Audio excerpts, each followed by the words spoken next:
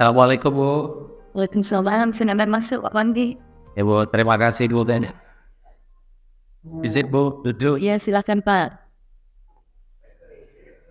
Ah, jadi kedatangan saya itu gini Bu. Iya Pak. Saya di tingkat besok mau ngajar matematika, masuk di kelas 8. Iya. Mau meminta Ibu untuk mengobservasi saya sebagai saran administrasi saya juga Ibu di platform Merdeka Mengajar. Jadi kemungkinan saya masuk di kelas 8 besok itu sekitar jam 9 sampai istirahat.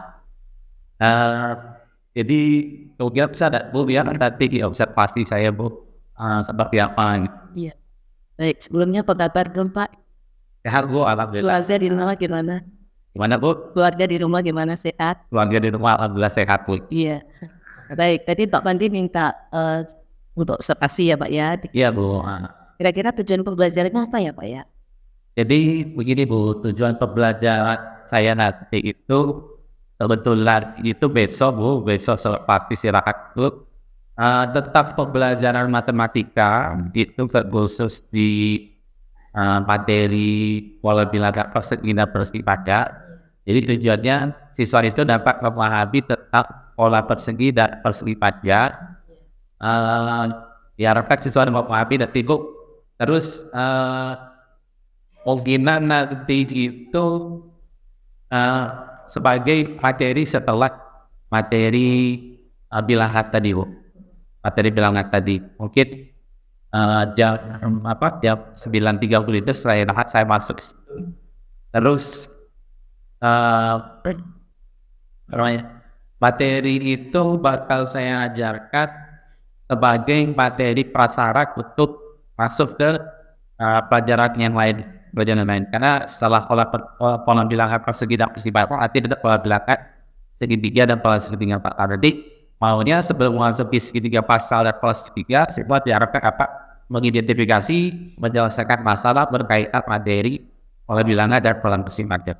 Baik, Pak Pandi, tadi saya dengar tujuannya bagaimana supaya siswa memahami ya Pak ya pola bilangan di tidak panjang gitu ya. Kira-kira area pengembangan yang mau kita kembangkan apa ya Pak? Untuk pengembangannya Bu, mungkin saya menggunakan strategi ini begini Bu. Mungkin di pembelajaran nanti saya gunakan strategi pembelajaran berdiferensiasi Bu. Diferensiasi. Sebelumnya nanti saya mau mengetahui kebutuhan belajar murid dengan cara kesiapan belajar Bu. Iya. Dengan cara kesiapan belajar nanti kemungkinan untuk pembelajaran diferensiasi nanti itu setelah saya tahu kesiapan belajar siswanya, kemungkinan saya bakal membagi kelompok ini itu berdasarkan kesiapan tadi. Ada yang kesiapannya rendah, ada yang kesiapannya tinggi, ada yang kesiapannya sedang. Jadi dibagi kelompok. Begitu juga nanti kemungkinan yang mau saya tekankan juga Bu di bagian sosial emosional Bu, sosial emosional. Karena di bagian sosial emosional di manajemen diri, terutama di rasa empati, karena saya melihat di kelas 8 itu siswanya itu kurang menghargai kawan-kawannya Bu, kurang menghargai kawan-kawannya. Pada saat kawannya menjelaskan di depan, yang lain sibuk match sendiri.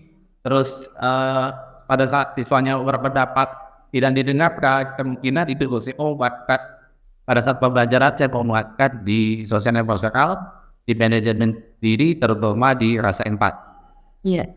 Tadi ada dua ya Pak yang saya dari Pak Andi yang terkait pendapat untuk pemberitaan diferensiasi, kemudian peningkatan potensi sosial emosional khususnya di empatinya ya Pak ya. Kondisi saat ini kira-kira seperti apa Pak? Terkait kelas Pak Pandi di proses pembelajarannya, kemudian rasa empati anak-anak itu sekarang seperti apa? Kalau dalam proses pembelajaran Bu, karena sebelumnya itu pembelajaran tentang definisi bilangan, apa itu bilangan segala macam, alhamdulillah setelah selesai, sudah alhamdulillah campainya ada cukup bagus.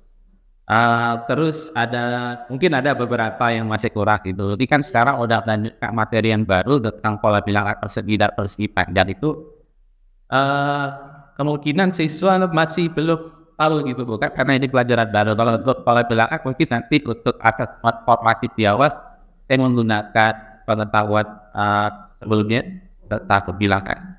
Oke ditunggu. Kalau untuk pengetahuan siswa untuk tetap pola bilangan persegi panjang kemungkinan masih belum. Terus seperti yang saya ceritakan tadi untuk sosial emosional tadi itu, memang kondisi kelas itu yang seperti saya bilang tadi itu kurang menghargai teman-teman, itu kurang menghargai pendapat dari kawan-kawan yang lain.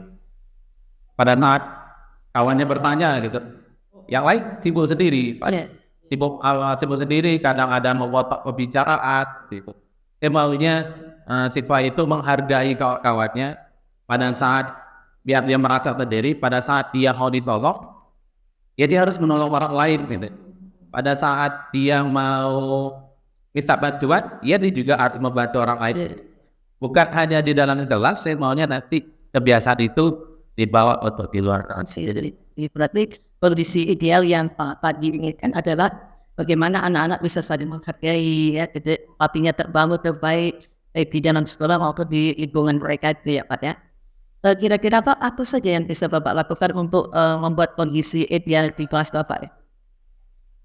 Untuk pembelajaran diferensiasi tadi Bu, kita nanti saya pakai pertanyaan tes formatif, tes normatif awal pembelajaran untuk mengetahui kesiapan belajar. Nah, itu baru saya bagikan kelompok, nanti kelompok sedang, kelompok rendah sama tinggi. Yang saya harapkan nanti dari kelompok yang rendah ini bisa meningkat jadi sedang, minimal sedang lah.